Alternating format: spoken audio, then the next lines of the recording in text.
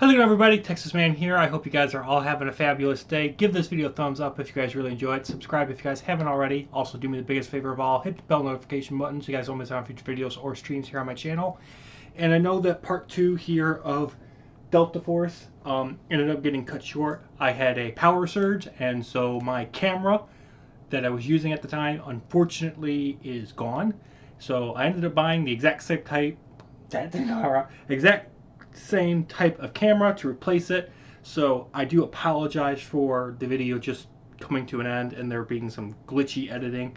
But because the video was like 20-30 minutes long, I didn't want to delete it and have to restart. So I'm just going to be continuing on. I'm going to be restarting a little bit. At the end of part 2, we were on chapter 16. And so if you guys are reading along with me, we're going to be starting at the very beginning of chapter 16, and I'm just going to continue on from that point because that's a really good point to start. So basically what has happened so far is Nikolai Sith and Nathan Sith have entered the universe. Nikolai killed his wife. Amanda and Andrew Prime are trying to build a time machine and a super weapon. And Amanda's sister Cedar is spying on Amanda and Andrew, and Unit 4 is upset that the rest of the entire Corps is okay with the fact that the planet Delta Mega, where all the Primes live, has allowed that planet of Delta Mega to no longer be part of the Corps army. So we're going to be picking up at page 16 and moving on from that point. So hope you enjoy. So we're going to be continuing on from that point, and I hope you guys enjoy. Alright, here we go. As the year in the universe turned to 4,439, Andrew and Amanda turned to the age of 30. It had been 10 years since they had been married, and 10 years since they had begun constructing a time machine and a super weapon to assist their planet from the current state of the trash it was in. Andrew and Amanda walked out of the house and entered the barn to continue working on their projects for another 5 hours. The couple worked every single day, except for Sunday, for 5 hours until lunch, 5 hours until dinner, and another 5 hours until going to bed. They seemed to the neighbors to be lazy people, since they didn't work as a farmer on the property. People would walk by with their animals and come up with the weirdest theories that they were making love in the barn every day to have children, and fast. Andrew and Amanda opened the barn door together and heard a sound coming from outside of the barn on the higher level. "Did your sister Cedar lose another remote plane on our property again?" asked Andrew. "Better not be. I'm sick to death that she keeps coming across the fence between our properties only to find some machine and not talk with me. She has not talked to me ever since the day I married you, Andrew," said Amanda. "Really? Not even once in the past year?" asked Andrew. "That's right. It's almost as if though she is spying on us," replied Amanda. The sound of the two humans heard was made again, and a cloud of dust was seen coming from inside of the barn. The two primes raced to the side of the red painted structure to see Cedar in a pile of hay. "What are you doing on our property for the 200th time, Cedar?" asked Andrew. "I was looking for," said Cedar, not being able to finish because Andrew was interrupted. Allow me to rephrase that question, please. What are you doing on my property for the 200th time, Cedar?" asked Andrew in a louder tone. "Cedar, tell the truth," said Amanda. "I'm sorry to have to tell you this, but I have no choice but to obey the council and the president of our planet. I have been spying on your progress of the devices that you have been constructing in that barn, and until today I had no plans to tell. However, now that I heard you're building a time machine and a weapon, and a super weapon for a matter of fact, without approval of our government, I must make a report," said Cedar. "Cedar, we had to do this in secret because the government is not thinking. What we have been doing is to protect Delta Mega, not destroy it. Please don't tell the local police," said Amanda. "I'm sorry, but I have no choice in the matter," said Cedar. Cedar pulled out a dart pistol, fired the sleeping weapon at Andrew and Amanda, and watched as the two primes slowly went to sleep on the cold ground. Cedar dashed away from the scene and headed towards the local police station, which was 15 minutes away from Andrew's property. After running and running with no stopping, Cedar finally arrived at the local police headquarters.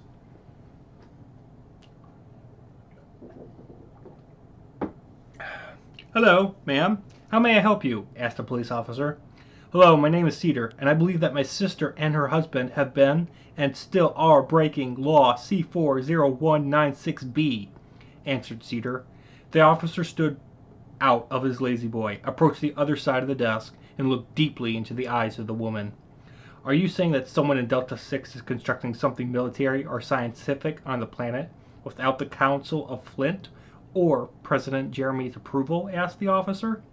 "I'm afraid they are constructing both something of military and science," replied Cedar. "I will inform the Council of Flint and President Jeremy of the issue at hand. Please remain here in the police headquarters while I send a report to them right now," said the officer. Cedar took a seat in the nearby lobby and wondered what she had done. Would she have to return to the property of Andrew and confront him and her sister again? Would the Council of Flint and or President Jeremy even take the report seriously and do anything about it? As Cedar was given a cup of coffee by the officer she spoke to, the gentleman introduced himself as Reyes, the police captain in Delta 6. Cedar was shocked to understand that she was talking with the controller of all police activity in Delta 6. "I sent the report to the government and should have a reply within the hour," said Reyes, asking the name of the woman. The phone on Reyes' workspace all of a sudden began to ring, and new word had arrived about the report. "Mr. President, we have received a report from Officer Reyes on Delta 6 stating that someone says her sister and her sister's husband are breaking Law C-40196B, said one of the 7 members of the Council of Flint. "How dare these two human primes go against our ways of life? I am taking the fastest shuttle to Delta 6 to resolve this matter personally with the spy and the local police force," said President Jeremy, a member of the Council of Flint. "Please be careful, Mr. President, for Delta 6 is not the friendliest continent on our planet," said another member of the Council of Flint. "I will do so," replied the President. President Jeremy boarded a shuttle to take him from Delta 1 to Delta 6. While the shuttle traveled across the planet to land on Delta 6, the President used a phone on the shuttle to contact Officer Reyes of what the Council of Flint had decided to do about the lawbreakers.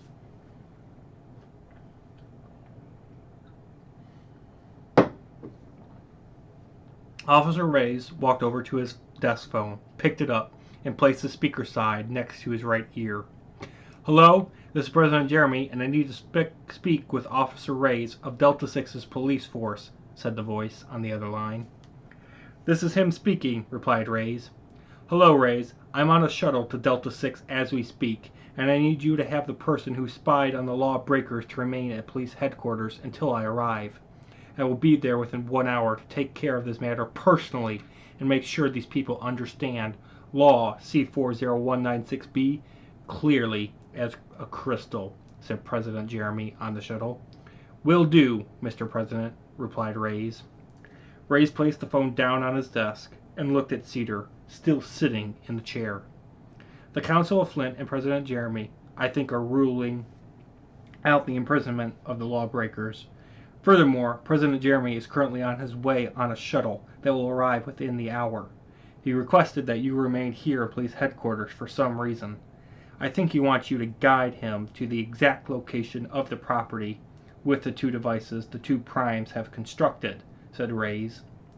"I will remain here until President Jeremy arrives," replied Cedar, not really wanting to have to confront Andrew and Amanda again after shooting them to sleep. "Amanda, are you okay?" asked Andrew, just waking up. "I'm all right, Andrew, but what are you going to do with Cedar knowing about the time machine and the superweapon?" asked Amanda. "I'm not really sure what we're going to do about Cedar. However, we still have the opportunity to finish our work before the police arrive," replied Andrew. "I hope you are right," said Amanda. The 2 primes entered the barn and continued to work on the time machine and the superweapon. As 1 hour passed by, the sound of a shuttle landing near Delta 6's police headquarters was heard. Officer Ray, Cedar, and the other police officers greeted President Jeremy as the government's leader exited the shuttle and walked inside of the police headquarters. "What do we know about these two people?" asked President Jeremy, with the entire Delta 6 police force and Cedar sitting down in a conference room of the headquarters. "The profile states that the two primes have been married for about 10 years, do not work as farmers on their property because of the man's wealth, have no past law-breaking records, and neither one of them have attended school in the past 30 years of their life," said Officer Reyes. "Interesting to realize that two people with no scientific background have constructed two devices that defy Law C40196B," said the President. "Mr. President, my police force is prepared to be at their house in less than 15 minutes and fully armed," said Officer Reyes. "Good work, Reyes. Please make sure your men do not shoot the primes unless I give the okay to do so. I am going to grant a warning to them and have the couple dismantle the devices," said the President.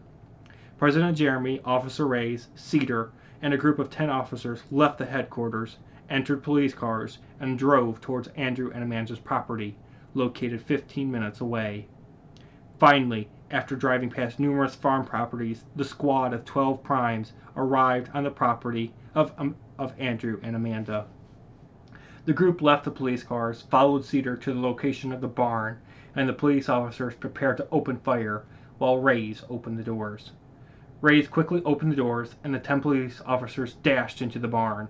The officers surrounded Andrew and Amanda, while Cedar and Reyes came into the structure slowly. Perimeter is clear, sir," said one of the officers to Reyes. "Mr. President, the area is safe," said Reyes. President Jeremy entered the barn and looked at the two primes, the time machine, and the superweapon. Amanda looked into her sister's eyes and showed Cedar that she was not happy that her own family would betray her secrets. "Are you Andrew and Amanda Prime?" asked the President. "Perhaps," replied Andrew. "You will answer President Jeremy and the High Leader of the Council of Flint when spoken to properly," said Reyes, signaling his troops to draw their firearms at the two lawbreakers with a whistle. "Yes, I am Andrew, and this is Amanda," said Andrew. "Do you two know Law C40196B?" asked President Jeremy. "No, I didn't go to law school," said Andrew, being rude to the President. Reyes walked over to Andrew and punched him in the face. "You do not have the right to talk to Delta Mega's leader in that language," said Reyes. Andrew looked at Reyes and at his wife, preparing to spring the trap very soon. Law C40196B states to not construct anything military or scientific on the planet without the Council of Flint and my approval. Last time I checked my records, I have not approved such a project to happen legally," said President Jeremy. "Mr. President, our work here is to help protect our planet, not destroy it. I plan to finish our devices so we can travel back in time to prevent this planet's doomed government leaders from separating from the core. Amanda has been building a superweapon to protect the planet while we completed the time machine," said Andrew. "Andrew, you and your wife are hereby instructed to dismantle the time machine and superweapon, under the supervision of the police force here and Cedar," said President Jeremy. The President started walking towards the barn door to leave, while Andrew looked at Amanda. "Mr. President," said Andrew. The President stopped in his tracks and turned around. "This is for the planet's benefit, you dummy and sick-in-the-head person," said Andrew. Reyes pulled out his firearm and pulled the trigger. However, before Reyes had the chance to fire the pistol, Andrew pressed a button on a remote he had in his pants. Suddenly, dozens of sleeping darts fired from the upper part of the barn and put the police force, Reyes, Cedar, and Jeremy asleep. "Let's finish our work before they wake up," said Amanda. The Corps Generals, Unit 4, Ashbeka, and the Holy Trinity were inside of Ash's home and were celebrating Ashbeka's 4,439th birthday. Cake, pie, fruit, and more was served. Banners were posted throughout the enormous house. Everyone was having a good time, and it seemed as if evil would never return to haunt the Corps ever again. After Douglas made a toast to Ash for turning 4,439 and being the fourth oldest person as a member of the Corps, Ash used his lungs to take out his birthday candles. You can imagine that it took about 30 minutes to make the flame on the 4,439 candles to go out with only one mouth. A few minutes later, Douglas pulled God into a separate room from the main party and started a conversation. "My lord, I have to ask you to cancel the terms between the Corps and the planet Delta Mega," said Douglas. "I can do no such thing," answered God. "Then why are you not going to put the primes in check?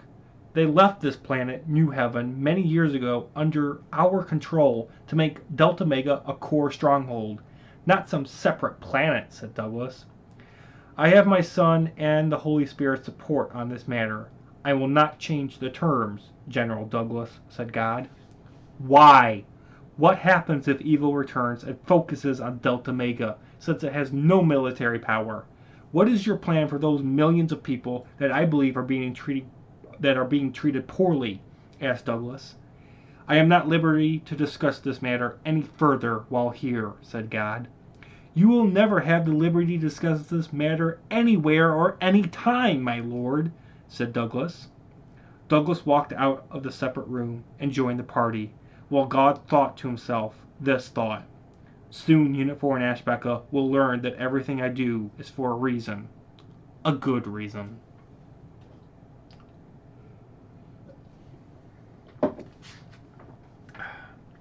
As the year turned to 4,440, Nikolai's son, Nathan, turned from 1 year to 11 years old in one day. It seemed that Nathan had powers far greater than Nikolai, and it showed on Tasker 12, when Nathan killed a friend for saying his mother, Raimi, was a dummy to marry Nikolai. When Nikolai heard of the tragic death of Nathan's friend, he knew the time had come for his son to be trained. Nikolai began to train Nathan in the ways of dueling with a lightsaber, and was amazed at his son's skills. Within hours, Nathan was succeeding in the use of one red lightsaber. Within one day, Nathan was attempting to master dueling with 2 red lightsabers. Nikolai was so proud of his son and happy that his offspring had even greater abilities than he would have in his lifetime. It was a dream come true for Nathan, knowing that anyone or anything that deserved death would receive it, and swiftly. Nikolai was now in charge of Tasker 12, since the end of the previous government during the Demon Rebellion. Nikolai led the demons from the underworld of Tasker 12 and took over the planet. It was no surprise that the rebellion occurred, with Nikolai being so power-hungry. Since his previous takeover and crowning ceremony of becoming Tasker 12's ruler, the humans lived in total fear that a demon would storm into their house and murder everybody. Nikolai, however, made sure the demons brought up from the underworld would not harm the humans on Tasker 12 by establishing rules, but only for those on Tasker 12. Other rules were established about the Corps and the humans in its alliance. After Nikolai completed his list of rules about the Corps, which the planet was a part of before Nikolai's rule, Tasker 12's human population determined that Nikolai Sith planned to do. After Nikolai Sith completed his list of rules about the Corps, which the planet was a part of before Nikolai Sith's rule, Tasker 12's human population determined what Nikolai planned to do: separate from the Corps forever, like the planet Delta Mega, and go one step further in the terms. Nikolai would not only separate from the Corps, but he would destroy it as well. With the aid of his human ally, General Evan Piper, Nikolai prepared an army of 5,000 demons, Nathan and himself, to board armed warships and fighters to head for Delta Mega. Nikolai knew that Delta Mega was without the military support of the Corps and was completely defenseless. All in all, Nikolai saw Delta Mega as the perfect planet to conquer, to be able to annihilate his main targets, New Heaven and New Earth. Both of these planets were filled with Corps troops and were both important strongholds to the Corps. If either one or both were conquered by the forces of evil, all other core planets would struggle harder to defeat the threat. Another reason Nikolai wanted to conquer Delta Omega was because news spread that someone had constructed a superweapon. You can probably imagine what that meant to Nikolai. If he conquered Delta Omega and found the superweapon, he would have a weapon the core wouldn't in the war.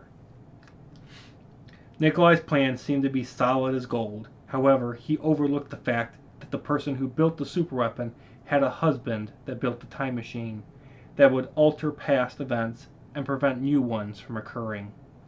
Nikolai's fleet blasted off of Tasker 12 and headed for Delta Omega. Within 1 hour, the planet home to the Primes would be destroyed, and with it, everyone on it as well. Andrew and Amanda were adding on the last few parts to the time machine and the superweapon, while Officer Reyes, President Jeremy, and the 10 police officers began to wake up from the sleeping darts that were fired into them hours ago. While the group of 12 disabled primes attempted to wake up from their sleep, Andrew and Amanda stood in front of the time machine and looked at it in more detail. Andrew had constructed a box that would create a strong enough amount of energy that would be focused into a cord around the circle. Then the circle would create a blue bubble to walk through and travel through time. Another feature Andrew made on the box was a control panel to be able to select only certain people to be able to travel through the portal. It was even awesome to realize that the portal could bring people into the bubble from across the universe on another planet. Amanda had also finished her invention, the super weapon. This device was larger than the time machine, and it had the power to destroy anything and anywhere. The squad of primes continued to wake up, yet they were unable to stop Andrew and Amanda from saying this statement together. The time machine and the super weapon are completed. Let's save this planet from the forces of evil forever. And I'm going to end this video here, guys. I appreciate you guys all watching. Look forward to part 4 coming out very soon. You guys have a good one.